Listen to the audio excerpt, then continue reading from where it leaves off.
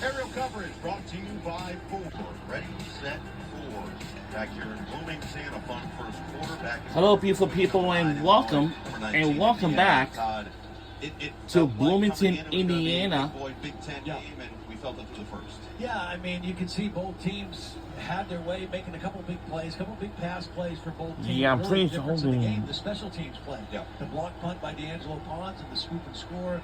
That's why we have a 7-point lead. And then a nice punt by Crimmins, putting Crimmins now in a situation where he's going to have to punt out of his end zone. So special teams, kind of the difference right now for Indiana. It also feels like both defense, aside from the one drive on either side offensively, both defenses have played some really good ball. Yeah, they have. And they got their feet on the ground. Hey, look, these are two outstanding defensive football teams, and they're fired up for their first Big Ten opening game. And so, they're kind of setting the tone right now.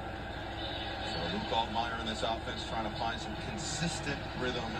Again, they've dealt with some slow starts already this season, including 2 weeks ago against Duke, where they led by just one going into the half and then blew the doors off of them in the second half when they were 45-19.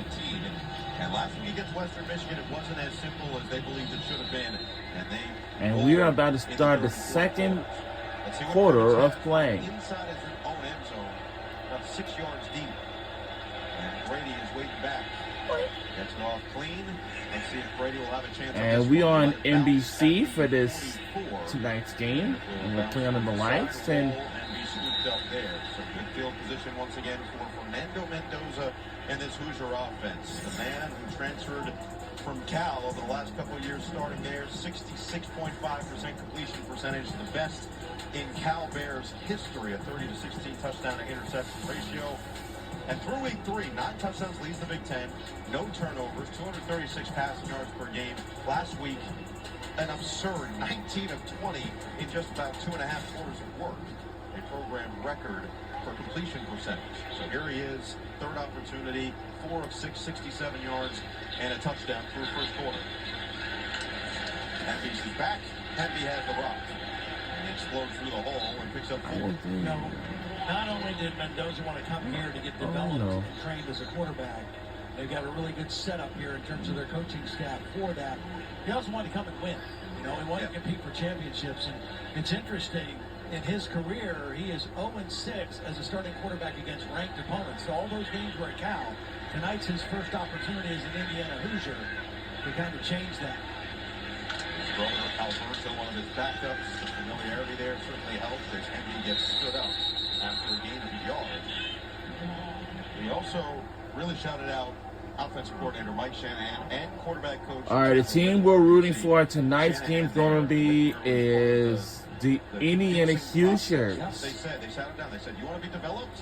Come here. You want to go and try to compete elsewhere? That's fine. But we're going to develop you into the quarterback you can become. Yeah, that's Chandler Whitmer. He spent the last 4 years in the NFL, most recently with the Atlanta Falcons, working directly with Michael Penix, former Indiana Hoosier quarterback at one time. 3rd and 4, Mendoza, Hemby, first down. And first down from the 40, 30, and we knocked that out of bounds. If there's anything that kind of differentiates, so both our teams got the tie record, Explosive, more of a home run hitter. Very productive as a receiver and a runner when he was at Maryland, and this is just a little short throw. Getting out in space, picks up a nice block from Surratt, and Indiana knocking on the door again inside the 25. Just good decision making from Mendoza.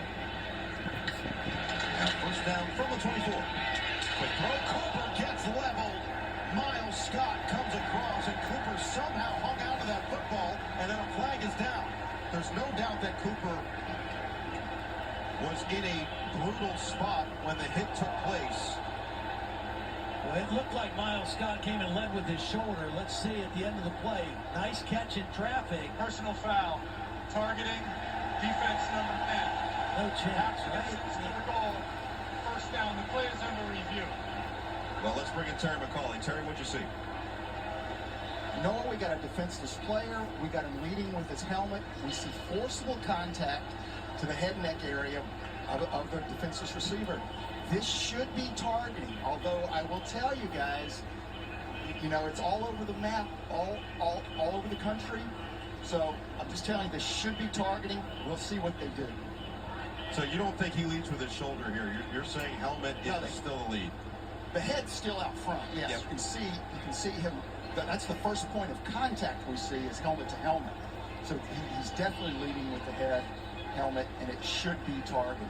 And you think about the potential of losing Miles Scott for this game after already playing without Xavier Scott in their general nickel spot. Scott is their leading tackler. Miles, that is, a captain on the back line of this defense, and more than anything, the green dot for this group. That's right. And the fact that Omar Cooper held onto that football is thoroughly impressive. Now, Cooper jogging on the sideline. He's going to go, looks like, toward the medical talent. And so we'll keep our eyes on the star receiver for IU. They are taking their time in the replay center in Rosemont, Illinois. Chris Coit, the referee here tonight. This Big Ten crew in this first Big Ten matchup for both of these teams. And a critical matchup for potential college football playoff implications all the way into After December. review, the targeting foul is confirmed. Number 10 is disqualified. It's first and goal at the 8-yard. Wow. So Illinois loses their main communicator, the man you see. He wears that C2P green dot on the back of his helmet. And Aaron Henry, defensive coordinator, gets all the signals through his defensive back the way that he would have liked it. Well, it'll be interesting to see now who is the guy he communicates with. We've already seen Resetich, number 0, in the game for Illinois. We've seen Tanner Heckel in, who now becomes the green dot. Man, that is just a huge loss. Xavier Scott already out with an injury, first team All Big Ten last year. Miles Scott, the leading tackler, coming in, and there is Mac Resetich, the junior from Spring Valley, Illinois, who will be the green dot the rest of the way. It also sets up first and goal for Indiana. Black, Jimmy Shake, and he gets to the 6-yard line, second down. Well, this kind of feels like Illinois' defense has got their backs to the wall right here. They've got to find a way to hold this to a field goal attempt. They can't afford to let this lead get too far extended. This is a team that likes to play close ball games, get them into the fourth quarter. Indiana with a chance, if they can get this one in the end zone, to put a lot of pressure on Luke Altmaier and the Illinois offense. Nowakowski in motion, second and goal. Mendoza keeps looking to get to the corner. He won't. He's tripped up. Caleb Patterson. Third and goal. Make the play and force third down. Second and goal. Nice play by Patterson and a missed block by Nowakowski, number 37. Watch, Nowakowski's normally an excellent lead blocker. Transfer from Wisconsin, and he just kind of gets a bad position on the corner. And Caleb Patterson slips inside of him and makes a tackle on the quarterback. If he gets that block, good chance Mendoza gets to the corner of the end zone for a touchdown. Remember that Miles Scott can't stay on the sideline despite being out for the rest of this game. Late sub and then some movement. Uh-oh, movement flags everywhere. That was lucky for Illinois. They didn't even have anybody lined up down at the bottom of the screen. Offense, number 65. 5-yard penalty, third down. That's the first penalty for Indiana. We know how Kurt Signetti feels about his team being penalized. This is getting crazy out here, man. I don't know what to say to this. Out wide, nobody went out there with him, and the penalty on the other We side. had, well, we're only just about a few miles off from the South Bend, Indiana area. Indiana helps him with the false start. We have multiple So third and goal now from the 11. universities in Indiana. Mendoza looks, steps in, And touchdown, Indiana! By E.J. Williams with the catch, touchdown. By 11-yard touchdown reception by E.J. Williams. Once again. He's going to get too close to the line of scrimmage. And the ball's going to go right over his head. Perfect throw by Mendoza. And what a perfect throw. And E.J. Williams had just caught it at the end zone.